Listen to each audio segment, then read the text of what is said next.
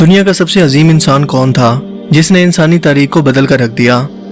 یقیناً یہ سوال سننے کے بعد آپ کے ذہن کے اندر آئنسٹائن یا پھر مذہبی طور پر دیکھیں تو حضرت عیسیٰ علیہ السلام، حضرت موسیٰ علیہ السلام، بدھ مت یا کسی بڑے مسلمان بادشاہ کا نام آئے گا۔ لیکن یہی سوال مذہبی طور پر عیسائیت سے تعلق رکھنے والے ایک شخص مائیکل ایچ ہارٹ کے دماغ میں پیدا ہوا۔ انہوں نے سوچا کہ کیوں نہ میں دنیا کے تمام بااثر افراد کو ملا کر ان کی ایک فہرست تیار کروں، اور وہ بھی رینکنگ کے حساب سے۔ اس نے اس پر کام شروع کیا اور 28 سالوں کی کڑی محنت اور ریسرچ کے بعد 1978 کے اندر انہوں نے اپنی ایک کتاب شائع کی جس کا نام تھا the 100 ranking of most influential men in human history.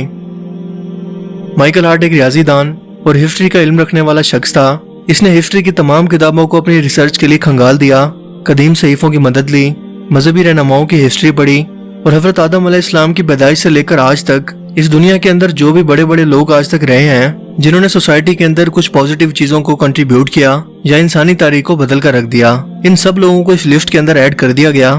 جس کے اندر انقلابی ایجادات کرنے والے موجد، رائٹرز اور کئی انقلابی سیاسی اور مذہبی لیڈر شامل تھے۔ یہ کتاب جب شائع ہوئی تو اس کی 5 لاکھ کاپیاں فروخت ہوئی اور اس کا 15 مختلف زبانوں کے اندر ترجمہ کیا گیا۔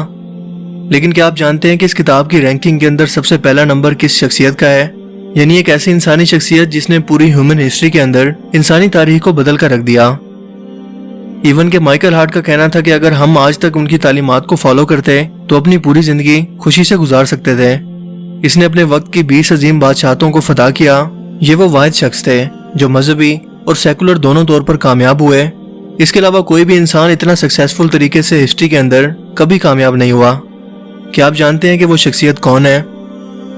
وہ ہے ہمارے پیارے نبی حضرت محمد صلی اللہ علیہ وآلہ وسلم کی بابرکت شخصیت، جن کا اس لسٹ کے اندر پہلا نمبر ہے، جبکہ اس لسٹ کے اندر آئزیک نیوٹن کا دوسرا، حضرت عیسیٰ علیہ السلام کا تیسرا، عمر بن خطاب کا 52 یعنی 52، اشوکا کا 53 اور مہاتما گاندھی کو رکھا گیا اس رینکنگ کے اندر 107 نمبر پر یعنی 107۔ مائیکل ہارٹ کا کہنا تھا کہ ہو سکتا ہے کہ میرا انتخاب دیکھ کر بہت سے لوگ حیران ہوں کیونکہ میں عیسائی ہوں اور مسلمانوں کے آخری نبی اور عظیم ترین پیغمبر کو میں نے اس لسٹ کے اندر عیسائی ہونے کے باوجود پہلے نمبر پر رکھا ہے۔ ہو سکتا ہے کہ آپ کے دماغ کے اندر اس سے ریلیٹڈ بہت سارے سوال ہوں، لیکن میں اب بھی یہی کہوں گا کہ میرا انتخاب یہی ہے کہ دنیا کے تمام بااثر افراد کی فہرست اگر تیار کریں تو محمد صلی اللہ علیہ وآلہ وسلم کا نام سب سے اوپر رہے گا، اور وہ دنیاوی اعتبار سے دنیا کے سب سے کامیاب ترین انسان ہیں، جبکہ حضرت عیسیٰ علیہ السلام تیسرے نمبر پر اور گوتم بدھ چوتھے نمبر پر ہیں۔ اس کتاب کے شائع ہونے کے بعد جب وہ ایک روز لندن کے اندر اس کے بارے میں لیکچر دے رہا تھا تو مجمع میں سے کھڑے ہو کر ایک شخص نے مائیکل ہارٹ سے یہی شکایت کی کہ آپ نے حضرت محمد صلی اللہ علیہ وآلہ وسلم کو نمبر 1 کے طور پر سب سے اوپر کیوں رکھا؟ اس پر مائیکل نے جواب دیا کہ محمد صلی اللہ علیہ وآلہ وسلم نے سن 611 میں مکہ کی پہاڑی پر اکیلے کھڑے ہو کر لوگوں سے کہا کہ میں اللہ کا رسول ہوں۔ اس وقت ان پر صرف 4 افراد ایمان لائے تھے، جن میں ان کا سب سے اچھا دوست، ان کی بیوی اور 2 لڑکے شامل تھے۔